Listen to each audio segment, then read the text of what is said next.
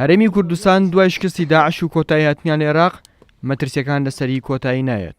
هۆشیاری دەدرێت لە ئەگەری سەرهەڵدانەوەی بیری تونڕەوی لە ناوچەکە بە پێویستی دەزانرێت بەر لە دەستپێکردنی ئەو قۆناغا سەرکردایەتی کورد پلانی تۆکمان هەبێت بۆ مامەڵەکردن لەسەر ئەو دۆخەی کە دوای داعش لەسەر ئاستی هەرێم دێتە ئاراوە.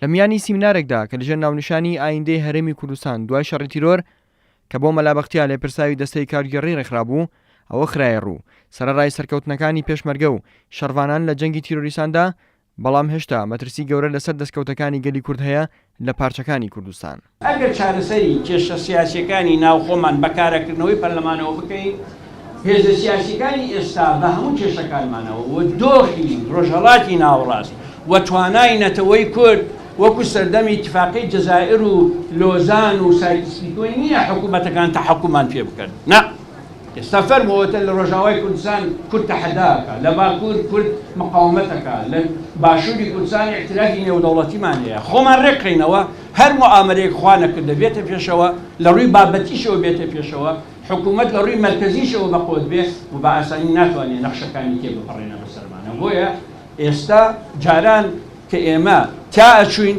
خوا حکوومەتەکان بگرێ، ئێستا ئەگەر تووشی کارەسات ببین خوا خۆمان بگرێ. بە بڕوای ئەندامێکی پەرلەمانی کوردستانی ژنەیارانی ناوخۆی عێراق و دەرەوە بە پلان ڕوبەڕوومان ئەبنەوە ئەگەر کورد لە ناو خۆدا یەکریز بێت مەترسیەکان تێئەپەڕێنێت. دژمنەکانی ئێمە ئامانجیان تێکدان و تێخشکانی میلەتی کووردە، کەواتە ئێمەش ئەبێ یەکریز بین، یەک بین، یەکدەنگ بین، واز لە بەرژەوەندیەکانی تایبەتەکانی خۆمان ببین بۆ بەرژەوەندی باڵای میلەتی ئێمە. لەبەرەوە یەکریزی سازان لەگەڵ یەکتر بەڕێی من زۆر گرنگە بۆ ئێمە.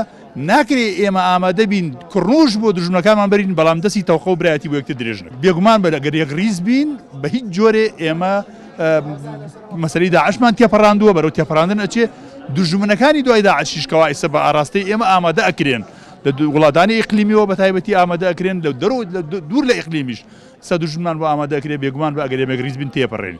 مامۆستایەکی زانکۆش پێی وایە پرسە چارە نووسازەکانی گەلی کورد بە یەکریزی و ڕێخستنەوەی ماڵی کورد بەدەست نایێت. پێویستە کورد خۆی بۆ ئەو گرفتانە یەک خات کە ماڵی خۆی ڕێکخا کە ڕوبەڕووی ئەبێت و ئایا ئەو گرفتانەی کە ڕوبەڕووی بێتەوە لە نێوان خۆی و حکوومەتی بەغدایە وەکو حکوومەتی مرکزی یاخود ئەوانی کە لە دەرەوە ڕوبەڕووی ئەبێتەوە. بۆ نمونە تازەترین ڕوودا ئەوەیە کە دوێنێ ڕوویداوە بەرامبەر بە هێزی پێشمەرگە بەداخەوە لێرەوە سەر ڕێز نەوازش بۆ شەیدەکاندا ئەنوێنین.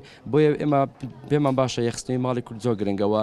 ئامانجی هەوڵاتیانیش هەر ئەوەیە پێویستە حیزبە کوردەکان بەرژەوەندیەکانیان خۆیان وەلا بنێن، تەنهابی لە بەرژەوەندی یەکبوون و بەرژەوەندی هاوڵاتیان بکەنەوە بۆ چارەسەرکردنی قەیرانە سیاسی و ئابوووریەکان و بۆ ئەوەی کە ئێستا بەرەو ڕیفراندۆم مەڕۆین سەربەخۆی و ڕیفراندۆم بە یەکدەستی و بە یەکریزی نەبێن نایەتە دی.